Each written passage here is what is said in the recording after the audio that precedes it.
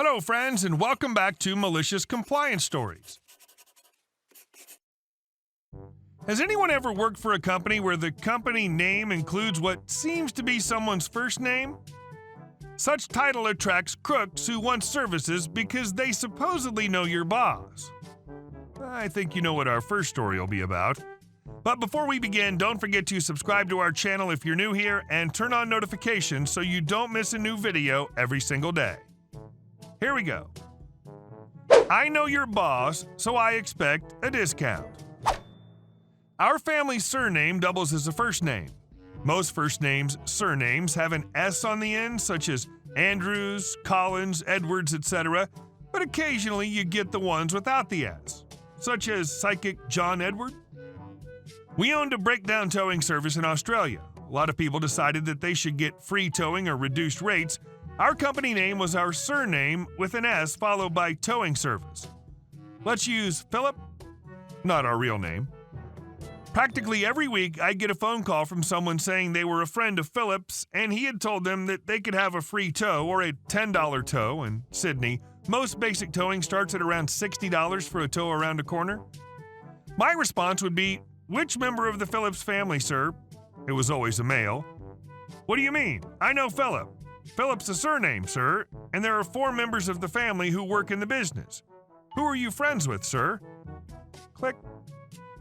Obviously, these people didn't care if the person who organized the tow got fired for not getting paid or not charging enough. They were entitled to use the service for free or for their decided amount. When I was working as a receptionist, I had someone ring one day and tell me they were my boss's doctor. I called my boss and said there was someone on the phone who said he was the boss's doctor, and the boss told me to put the call through. Turned out to be someone who was selling timeshares and had worked out a way of getting past the receptionist to their target.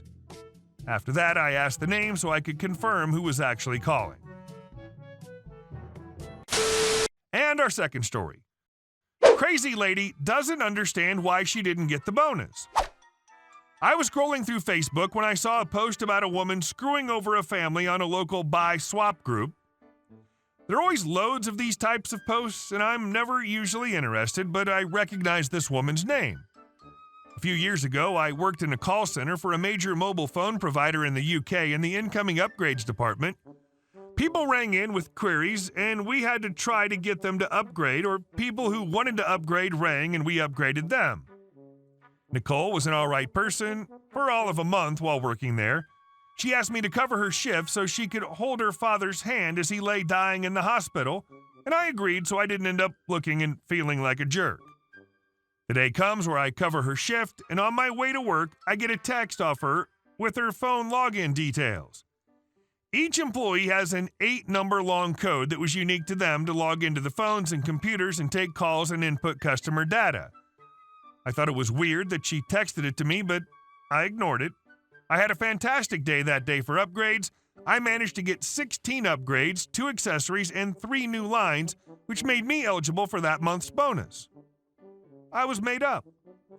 Nicole returns to work and asks me how the Sunday shift went.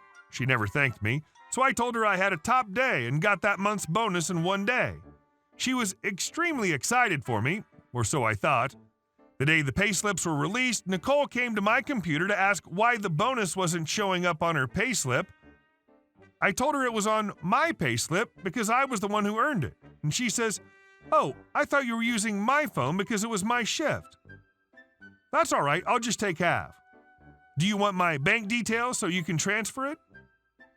Wow. Just wow. "No, Nicole, I'm not giving you crap." She turned on me something awful, calling me a horrible bee and cursing my family for keeping her money from her. So I took it to my team leader and Nicole apologizes.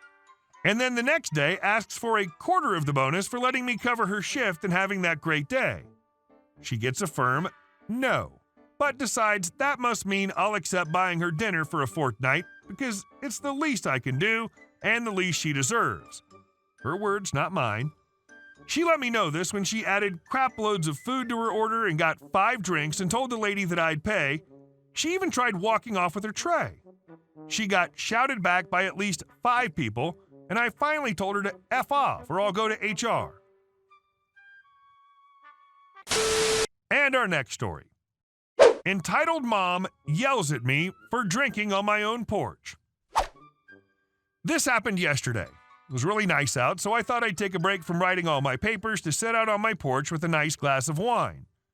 Since I live on the first floor of the complex, I have a small green patch where I have a bird feeder set up and some flowers. Past that's the public sidewalk, and there are no fences, so it's all pretty open. I take a chair out the sliding glass door onto the patio/porch, I forget the difference, leave the screen door closed so my cats can get a bit of the outdoor air, and plop down and pour myself a glass of Cabernet. At that point in the day, the sunlight was right on my porch, so my cats were laying in the sunbeam right behind me. As I'm watching the day go by, seeing the occasional dog on a walk or people just taking a stroll, a little kid, about 5 or so, comes up into my view, trying to jump from sidewalk square to square. I hear the mom somewhere out of my line of sight say, "Don't go too far ahead." So he stops where he is and looks around. He sees me and my cats in behind the screen. "Look, Mom," he says, "those kitties are the same color as S'more." I guess his cat's also a calico? By this point, the mom catches up and glances in my direction to see what he's pointing at. "Oh yeah," she says. Then she looks over to me and her tone changes quickly. "What the hell are you doing?" "Me?" I said, a bit thrown back. "Yes, you. What do you think you're doing? You can't drink here. These are student dorms." These are actually just apartments unaffiliated with the university, but since they're across from campus, pretty much only students live here, so many think it's another dorm. "I'm over 21. "No, you're not. These are student dorms." I guess she forgot that students can also be over 21. "I'm pretty sure I'm over 21. "Don't you talk back to me. Get rid of that drink right now. You can't drink in public." I guess she decided to switch gears on how to get me to get rid of my drink. She starts walking towards me. Her kid comes too, I guess wanting a closer look at the cats. "Lady, I'm on my own porch. I can drink wine if I want." She clearly didn't like me talking back. She got angry. "I said, get rid of that drink!" She continues to approach, yelling at me like I'm her kid and I won't put my toys away. By that point, the kid was on my porch looking at my cats through the porch screen. No." I take a sip. "Get rid of it or I'm taking it." By this point, she's right in front of me, face red, hands on her hips, looming over me like that crap's gonna work on a 26-year-old. "No! Now get off my porch," I said, standing up with my voice raised. By then, the cats had run off, and the boy was bummed. We continue to stare down each other. I'm on my own porch, I'm not hurting anyone, and I'm 26. I'll drink on my porch if I want. I take another swig in front of her. EM then smacks the wine out of my hand and nearly hits her kid as it shatters on the floor. "What the F, lady? I told you to get rid of that drink," she yells, not at all worried that her kid could have gotten hit. "F you!" I shoved her and tried to pick up the big pieces so her kid didn't get cut. She was wearing sandals. Her kid runs off back to the sidewalk. "How dare you push me? How dare you destroy my property? Get the F off my porch or—" I started waving around the broken glass pieces, and she took that as a threat. "Are you threatening me?" I actually wasn't. I just get expressive with my hands when I'm mad and I happen to have the broken glass in them. But by this point, I'm fed up with this bee. "Yes, now get the F off my property." By this point, we'd attracted a couple of onlookers, which EM finally noticed. I looked around and saw a couple on the sidewalk gawking at her, as well as my neighbor sitting on his porch nearby. She looks around. Her face, which was red with anger, was now red with embarrassment. She huffs and puffs and spins around, grabbing her kid's hand, and speed walks away from all of us as fast as she can. My neighbor asked if I was okay. I said I was fine, just annoyed. I swept up the broken glass, went back inside, poured another glass, and watched some JoJo to get my mind off things. Weird bee. Who are these people? Isn't there enough to worry about? Care for in your own little circle? Oh yeah, entitled. And our last story. Give me your coffee shop. Cast.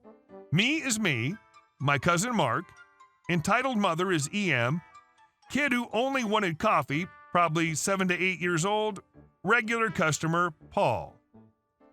So my cousin owns a small coffee shop in Mexico City, and I spend a summer helping him until the coffee shop was well settled and he could hire employees. Everything was going nice until the Karen appeared. I was alone while my cousin was in the back, and she entered and I attended her. She entered with a Karen aura. Me.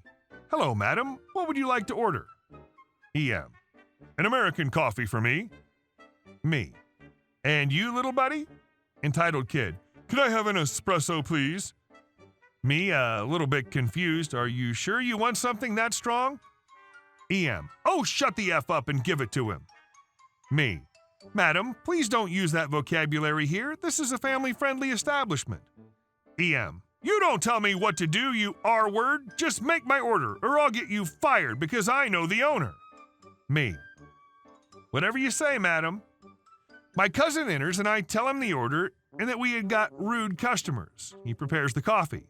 I call them and they get their coffee. Some minutes later, the kid is bouncing around the place.